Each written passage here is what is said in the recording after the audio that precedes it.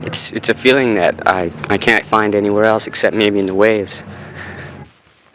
There's no waves, you can always take your skateboard and go out and get the same kind of thrill. You can get into it, you know, with your body and everything, and it's like a, you know, a trip in your mind. It's crazy. I like it. I was skateboarding in '65 with the old wheels.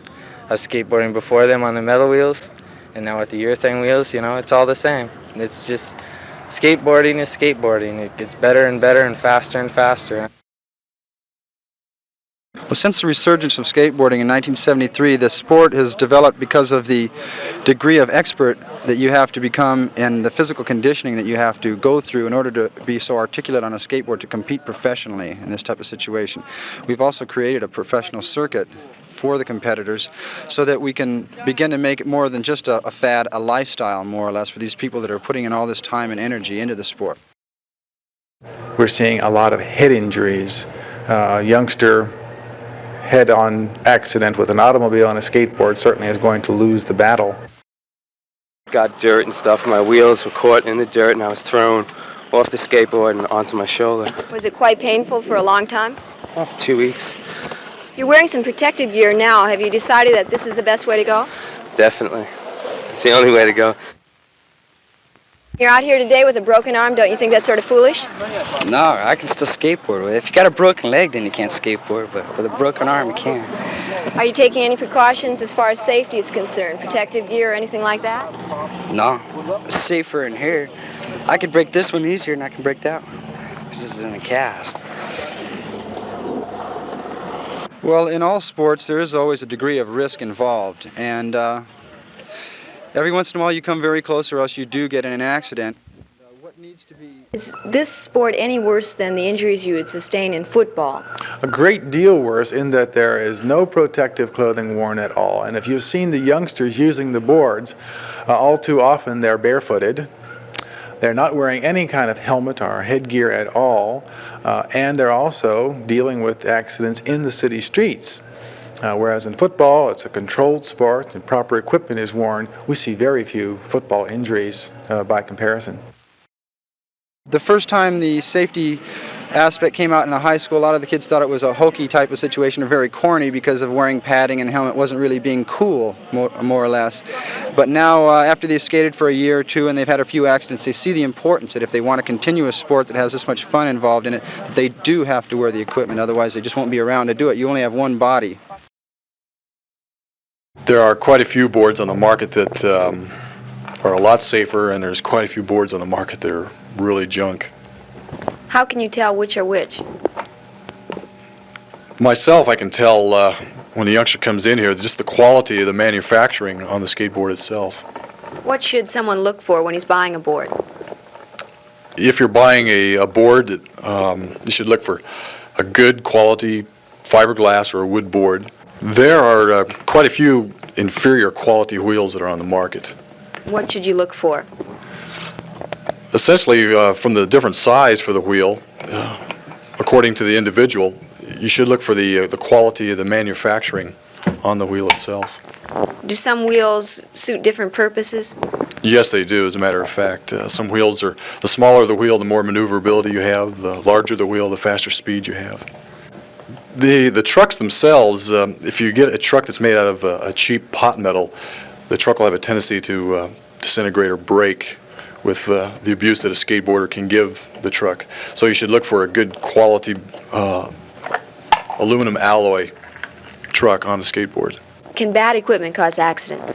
Yes, it can, certainly. If you have a worn race or a cone nut, it can cause the bearings to fly out of the wheel, and then the wheel can come off as you're riding your skateboard and lead to a very serious accident. So daily maintenance is very important. Daily maintenance is mandatory. Bring out the fiberglass too.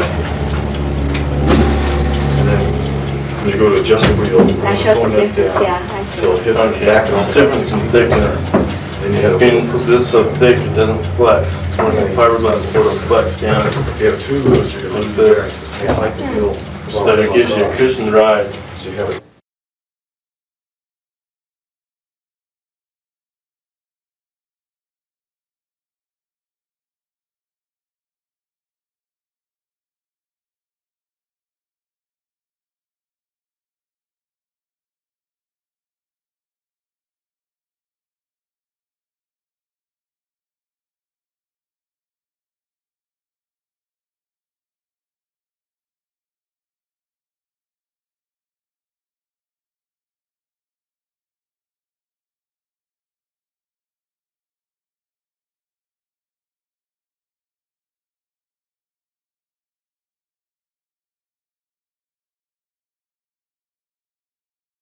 We see lots of children and young adults riding their skateboards in the street, which is in violation of the municipal code ordinance. Do you think the problem is becoming more serious? I believe with the warm winter that we've had this year and with the good weather in San Diego in general, we see skateboarding as a very popular pastime, and I think we'll see an increase with summer coming on. The ordinances will help if the parents will accept what is being done to help protect their children. We see children here with serious injuries and find later that the same child was given a ticket by an officer a week or 2 weeks or a month previously. To knock out a higher percentage of these accidents is just building a skateboard area where skateboarding only is taking place and not traffic as well, with motorcycles and cars and so forth. Like whenever it's crowded inside here, we don't have enough bowls to ride in.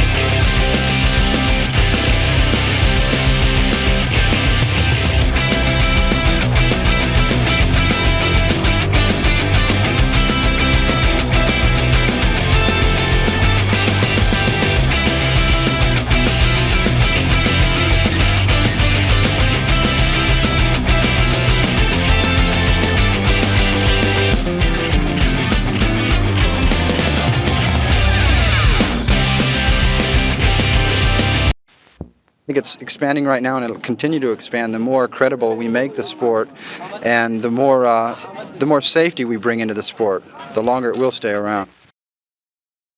Well, the skaters are going to be, they're going to have to wear protective gear, helmets, knee pads, elbow pads, shoes and gloves. Now, the reason why we're doing this is because these are the places that we've observed that the real impact injuries come in.